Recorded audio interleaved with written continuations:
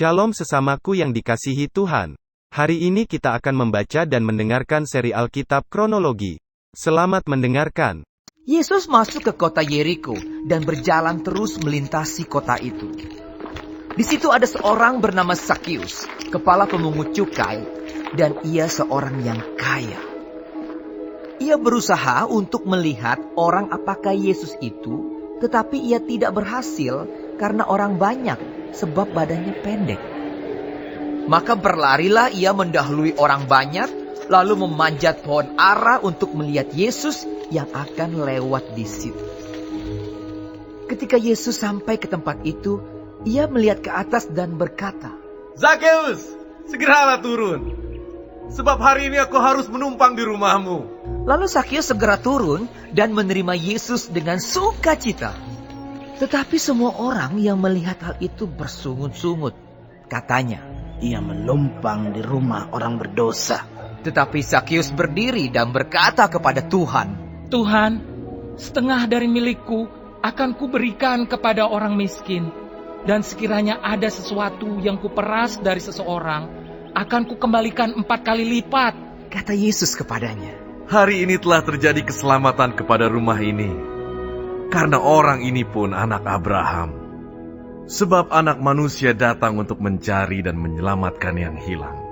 Untuk mereka yang mendengarkan dia di situ, Yesus melanjutkan perkataannya dengan suatu perumpamaan, sebab ia sudah dekat Yerusalem dan mereka menyangka bahwa kerajaan Allah akan segera kelihatan. Maka ia berkata, Ada seorang bangsawan berangkat ke sebuah negeri yang jauh untuk dinobatkan menjadi raja di situ, dan setelah itu baru kembali. Ia memanggil 10 orang hambanya dan memberikan 10 mina kepada mereka. Katanya, pakailah ini untuk berdagang sampai aku datang kembali. Akan tetapi orang-orang sebangsanya membenci dia, lalu mengirimkan utusan menyusul dia untuk mengatakan, kami tidak mau orang ini menjadi raja atas kami. Dan terjadilah ketika ia kembali, setelah ia dinobatkan menjadi raja, ia menyuruh memanggil hamba-hambanya yang telah diberinya uang itu untuk mengetahui berapa hasil dagang mereka masing-masing.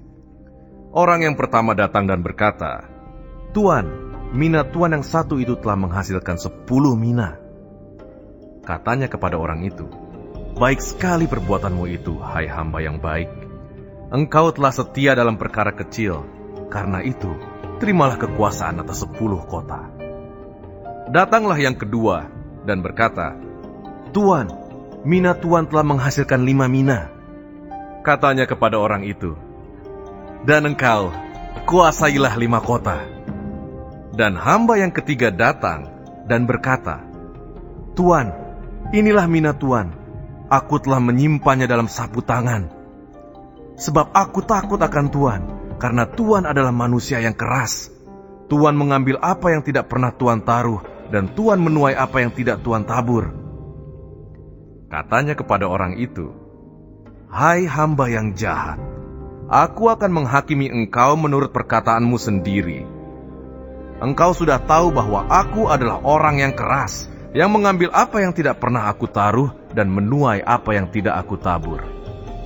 Jika demikian, mengapa uangku itu tidak kau berikan kepada orang yang menjalankan uang? Maka sekembaliku, aku dapat mengambilnya, serta dengan bunganya. Lalu katanya kepada orang-orang yang berdiri di situ, ambillah mina yang satu itu daripadanya, dan berikanlah kepada orang yang mempunyai 10 mina itu. Kata mereka kepadanya, Tuan, ia sudah mempunyai 10 mina. Jawabnya, aku berkata kepadamu, setiap orang yang mempunyai, kepadanya akan diberi. Tetapi siapa yang tidak mempunyai, daripadanya akan diambil juga apa yang ada padanya. Akan tetapi semua seteruku ini, yang tidak suka aku menjadi rajanya, bawalah mereka kemari, dan bunuhlah mereka di depan mataku. Dan setelah mengatakan semuanya itu, Yesus mendahului mereka dan meneruskan perjalanannya ke Yerusalem. Ketika ia telah dekat Betfage dan Betania, yang terletak di gunung yang bernama Bukit Zaitun, Yesus menyuruh 2 orang muridnya dengan pesan, pergilah ke kampung yang di depanmu itu. pada waktu kamu masuk di situ, kamu akan mendapati seekor keledai muda tertambat yang belum pernah ditunggangi orang. Lepaskanlah keledai itu dan bawalah kemari. Dan jika ada orang bertanya kepadamu, mengapa kamu melepaskannya? Jawablah begini, Tuhan memerlukannya. Lalu pergilah mereka yang disuruh itu, dan mereka mendapati segala sesuatu seperti yang telah dikatakan Yesus. Ketika mereka melepaskan keledai itu, berkatalah orang yang empunya keledai itu. Mengapa kamu melepaskan keledai itu? Kata mereka. Tuhan memerlukannya. Mereka membawa keledai itu kepada Yesus, lalu mengalasinya dengan pakaian mereka dan menolong Yesus naik ke atasnya. Dan sementara Yesus mengendarai keledai itu, mereka menghamparkan pakaiannya di jalan. Ketika ia dekat Yerusalem, di tempat jalan menurun dari Bukit Zaitun, mulailah semua murid yang mengiringi dia bergembira dan memuji Allah dengan suara nyaring oleh karena segala mujizat yang telah mereka lihat. Kata mereka, "Diberkatilah dia yang datang sebagai Raja dalam nama Tuhan. Damai sejahtera di sorga dan kemuliaan di tempat yang maha tinggi." Beberapa orang Farisi yang turut dengan orang banyak itu berkata kepada Yesus. Guru, tegurlah murid-muridmu itu. Jawabnya, Aku berkata kepadamu, jika mereka ini diam, maka batu ini akan berteriak. dan ketika Yesus telah dekat dan melihat kota itu, ia menangisinya, katanya, Wahai betapa baiknya, jika pada hari ini juga engkau mengerti apa yang perlu untuk damai sejahteramu. Tetapi sekarang hal itu tersembunyi bagi matamu. Sebab akan datang harinya bahwa musuhmu akan mengelilingi engkau dengan kubu, lalu mengepung engkau dan menghimpit engkau dari segala jurusan.